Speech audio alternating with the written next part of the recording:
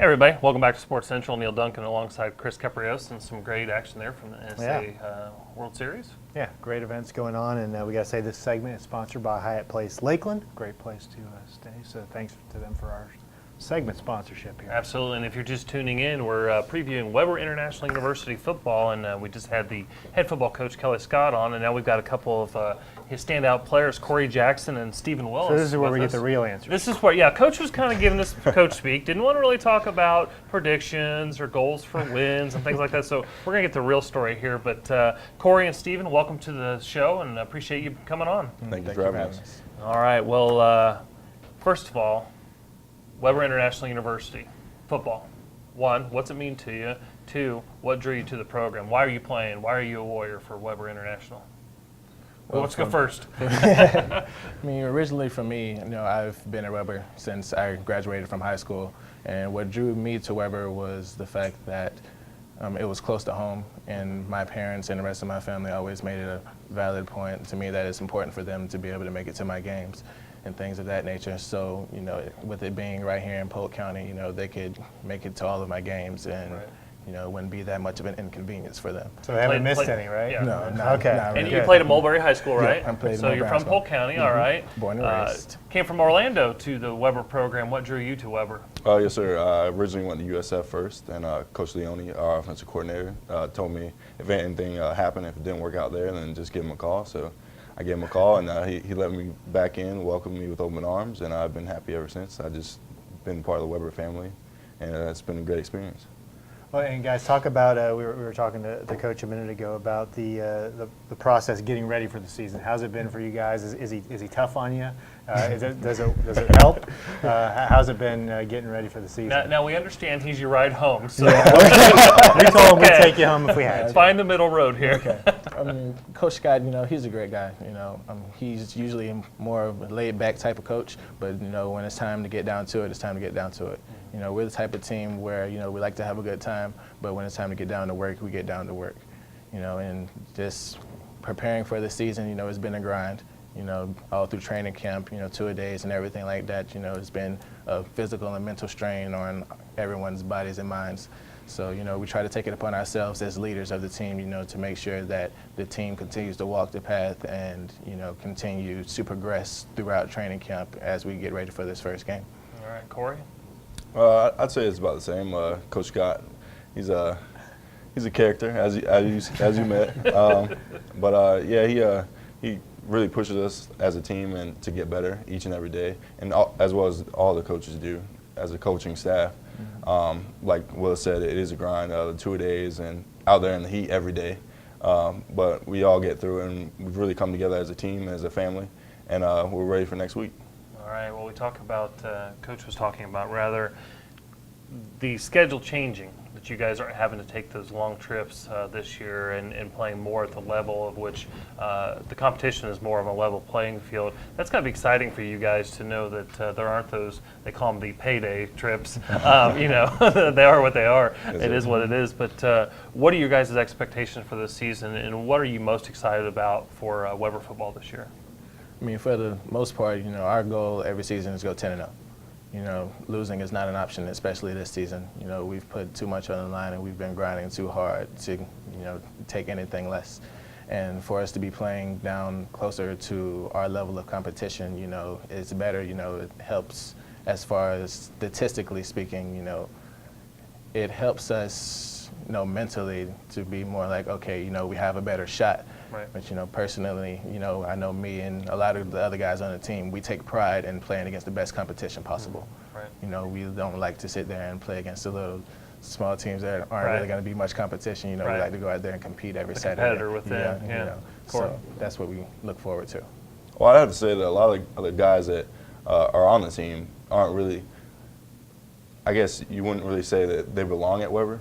A lot of guys ended up here through different circumstances, and they could have played somewhere bigger. So I don't really see the other teams as they were playing before as a higher competition, because we did have higher caliber athletes. Right. But I think this year with the, I guess if you want to call it lower competition level, I think we should definitely be able to run the table. And we should be able to. There we go. We got the answer. We should, we should have a great season. I'm very excited for it, and I think Willis is too. And looking at your schedule, guys, are there games that when the schedule came out you circled and said, I can't wait for this one, or we got to win this one? Are there certain games that you look at them that way, or is it just every game is big? I mean, as a team, you know, our motto this entire offseason has been 10-0. And you can't go in 10-0 without first going 1-0. So we're trying to take it upon ourselves to take every game one step at a time and play every game like it's our last and give our all every Saturday rather than sitting here and looking past opponents and giving them the opportunity to take us by surprise. We want to prepare for every opponent the same and come out and execute our game plan to the best of our abilities and hopefully come out victorious. And Corey, I guess I'll ask you this one. A lot's been made about the brand new rivalry with Warner. Do you guys see it that way? Does you have to play them first to have a rivalry be born, or do you see some of those guys out sometimes and it's now you're already talking to each other about the game? How does that go? We haven't really talked to him much. We've never seen him. You don't even know where Warner is, right? Is that what you're saying? Well, we know where Warner is. I'm trying to get stuff going. I guess we shop in the same common area. Yeah. Walmart is the closest store. So if we see other decent-sized guys, I guess we figure they're Warner They're with football Warner, players. because if you don't know. Yeah, but we don't know them necessarily, so it's not like I guess you can't really call it a rivalry until one of us plays each other. Yeah. So we'll see what happens, but right. just know we're definitely Just another hyped up game. for that game. Okay. Well, Steven, you're a senior on the team, defensive back, correct? What have you seen change in your years at Weber? And obviously this is the last go-around for you in college football. What do you feel like you want to see happen this year? Obviously, you talked about 10-0 and taking it one game at a time, but for you personally, what has the experience been like, and what are you looking for this last year? I mean, since I've come in, well, as far as the team's progression from when I came in, I feel like we have much better leadership and much better camaraderie as a team. You know, as far as the players on the team, we've become closer and we actually feel like we're playing for something. And what we try to emphasize on is that we're out there playing for each other, not just for ourselves. And by everyone playing for the person next to them and caring about the person next to them, after you create that bond, that camaraderie, you know, you start to feel like, you know, you can get even more out of the players than you got before. So, I mean, everyone has a ceiling, obviously, but the majority of people don't understand where that ceiling is. And so you need that person next to you to push you every day at practice and on the game field to play to the best of your ability.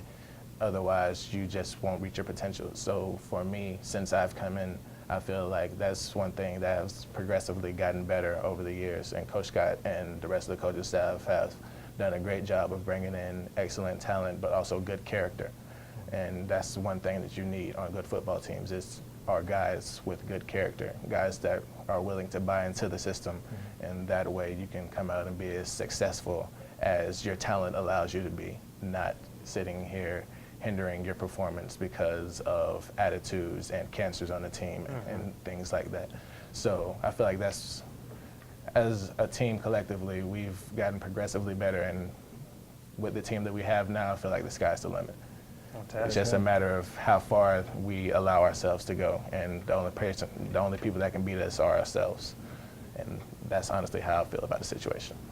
Terrific. And guys, we talked to Coach Scott as well about the great, not only sports environment at Weber, but the great educational opportunities you have there. Talk a little bit about that, and I guess Corey, we'll start with you. How has it been? We know that Weber has a great educational foundation. How has your experience been? Well, coming from USF, obviously the class sizes are a lot bigger. There's lecture halls 400 to 500 people at a time. Then you go to a lab, and then it'll be small class size there.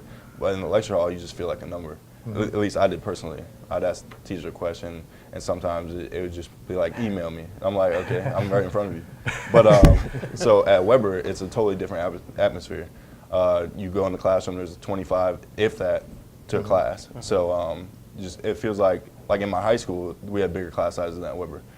So it's really individualized. Like if you have a question, the teacher will actually stay after class with you, or come in early, or you can go to the office and spend time with them, and they'll really help you out. So that really helps a lot. Fantastic. Real quick, before we go to break, guys, tell us if we got little kids watching at home, what does it take to become a college football player? And then I know both of you have aspirations of going to the next level. What would you tell to those youngsters out there that are thinking about playing football or want to do that? I mean, the biggest thing about football to me is you have to have heart and you have to be dedicated. You have to be willing to give everything. You have to want to be successful as bad as you need to breathe. Because if you don't, then you'll never reach your full potential, and ultimately you'll never be as good as you could be. So I would just say, if you're going to do it, put everything you have into it. Otherwise, don't do it at all. Correct. I would say definitely it's hard work, dedication. And as a kid growing up, I didn't really go to any like the skills camps or anything like that, with little combines or any I didn't have like a speed and conditioning coach. And looking back on it, I wish I would have, so that I would know the proper running form and all that type of stuff, just to set me apart as a youngster, and just to really help me, I guess, in the recruiting process, which would set me apart from all the other kids. So I guess that would be the one thing I would change from, again, in the past. But just work hard, and no matter how tough things get, just work hard and you'll get through it. All right. Well, Corey and Stephen, we wish you both good luck this upcoming football campaign. And